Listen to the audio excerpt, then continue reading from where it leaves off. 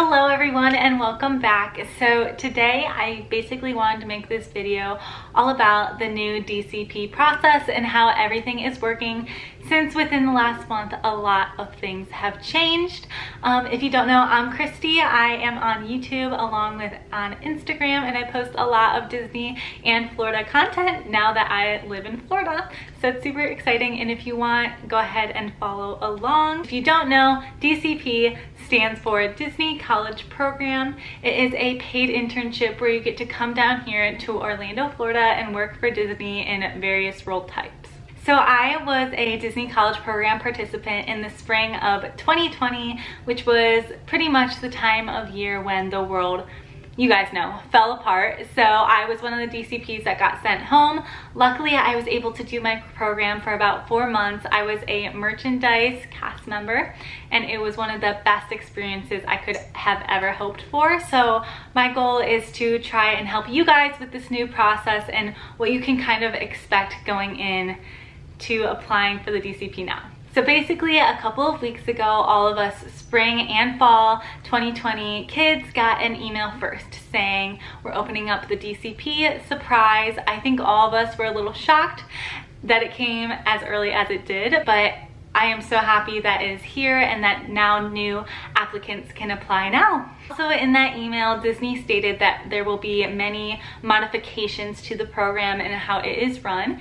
As you guys know, Disney is all about creating something that is new, that is innovative, and to always keep moving forward and doing the best thing at the right time. So with everything, we just gotta trust Disney that this is the right process that they're doing right now, but it is definitely different. If you guys have applied before for the Disney College Program, you know that there are kind of 3 steps to the process. There used to be a application process where you just sent in your resume and all of your role choices. Number 2 was the WBI, the web-based interview, and then number 3 was the phone interview. So this new program application process is a little bit different from the old one. It is missing out on the recruiter phone call interview that they previously had. So now you're just going to do the application and then the WBI. And then from there, you'll figure out if you're accepted into the program or not. Previously, when you applied, you were able to rank all of your roles from highest to lowest, pretty much saying what you would love to work in and what you would really prefer not to. This is all different. You're basically saying if you have a lifeguard certification or not, and other than that, you don't even talk about roles on the application. One thing that I've really learned after applying to the Disney College Program and actually doing it is that you really have to be open to accepting any roles, any roommates, because you really don't know any of that when going into the program. So right now my friends have been saying that they've been figuring out their role a little bit over a week from before they arrive to the program, which is a little bit earlier than they expected as well, so that is good news. Now, if you haven't took the WBI previously, it is still the same test, but it can be a little bit tricky. I have now taken the WBI twice, and I can tell you that I get a little bit tripped up myself each time, but there are some tips to know before you go into the WBI. Number 1, Disney wants to see that you are consistent with your answers and that you are on this side or this side of the spectrum. Disney pretty much just wants to see that you're strong-minded and you know what you want. Second, you just want to stay really consistent with your answers.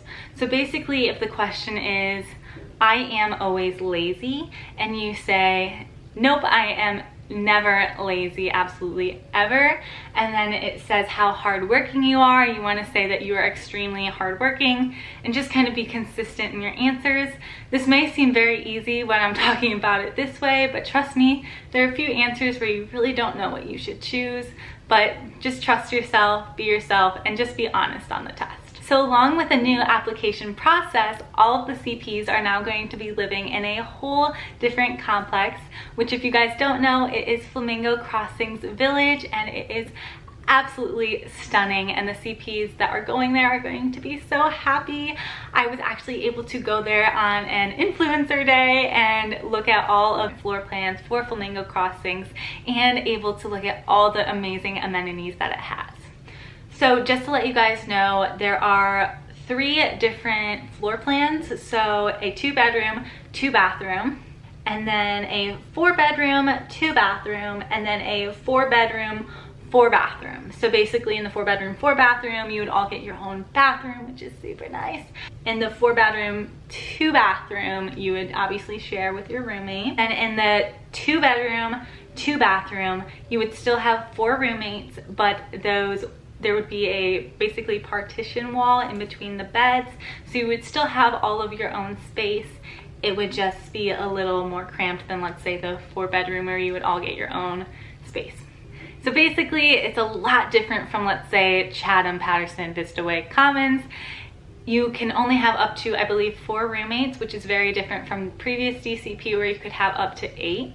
I personally had 6 roommates, bunk beds, you know, the whole deal. But Flamingo Crossing has a lot of amenities that are just amazing. A huge gym, lots of common space, 2 pools that are huge, volleyball courts, basically anything that you could ask for. Now, I did do a little question box on Instagram just to ask you guys if you had any particular questions about the DCP and the new process. So I'm going to answer a few of those. So first, Magical X Meg asked, what do I need to do to prepare for the application process? Now, like I discussed, the application process is a little bit different. It's just the application and then the WBI. So for step 1, I would just be familiar with all of the roles, and even though you're not ranking them, just know what you might receive as your role. Number 2, just prepare your resume, know those keywords and the 4 keys and how you can implement them then into your resume so that Disney really pops up your resume as soon as possible. Those keywords I heard really helped, and the time that I applied, I made sure to use those, and I got pulled on the first day. Second, for the WBI, I would just be very familiar on what you should be doing, as in being very consistent with your answers, being on strongly disagree or strongly disagree on the spectrum of answers, and just really being yourself and telling the truth as well. Now, Michaela21 asked, do you get behind in school if you do it? Now, I think this all just depends on the individual. Like for me, I believe, yes, I have been set back from the DCP, but I've also been moving to Florida and things have been just kind of weird with my college in general. It's not really the normal college experience for me, which I am totally okay with, but doing the college program definitely sets you back if you don't do any classes. For me, it was important to just take that semester off and do the internship as it was so I could experience it at its full potential. Some other candidates may go into it thinking that they want to take a few classes, which is totally okay. It's just how you're able to balance everything since you will be working a lot on your program. Now, this goes kind of into what Meg Thompson says, which is, what is a typical day or week like? How much off time do you get? So for me, when I was on my program, I worked about 40 to 50 hours per week, which is a lot. I felt like it was a lot. There'd be some 12-hour days in there. You'd get out at weird hours. I was merchandise, so I would trade a lot of my shifts to different parks. Since I did work at Springs, I'd like to experience the park as well sometimes. There would be a few nights where I'd be getting out at like 3 a.m., but then my other roommates would be going to work at 6 a.m. So really all the roommates' schedules are going to be completely different. It just depends on your role and how much off time you then get from your role. But like I said, for me, I was working those specific hours. You are a full-time worker, so you will get those times off when you can go experience things, go to the parks, but really any off time, just try to experience things. So one of my tips to you guys is try to experience as much as you can on your program. I know that you are going to be super tired.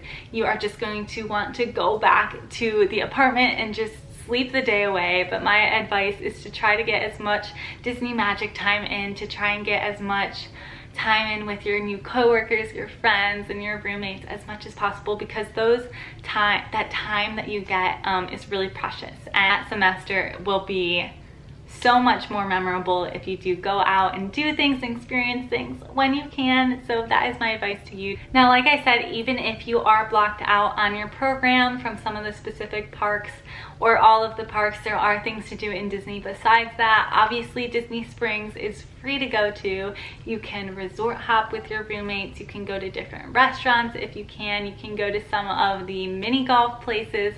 There are a lot of things to do besides just the parks, so just keep that in mind when you're thinking of some things to do if you still are blocked out at that time. Now, like I kind of said before, Disney is constantly changing their ways, their rules, and how they do things. So, you know, all of this might change in a blink of an eye, and this video might be totally not even relevant in a few weeks. But, you know, for right now, I wanted to release this just to let you guys know all the changes that have happened with the Disney College program and how exciting it is that it's coming back up and that all of you are able to now apply again. So if you guys did apply or you're applying, I wish you good luck. And if you guys have any questions, make sure to drop them below. Also, if you guys hear construction noise throughout this video, I am very sorry and apologize for that. But anyways, I think I covered everything. Don't forget to subscribe, follow my Instagram, TikTok, and other than that, I hope you guys all have a magical day, and I will update you if anything else changes, because you never know. But I'll see you all later. Bye.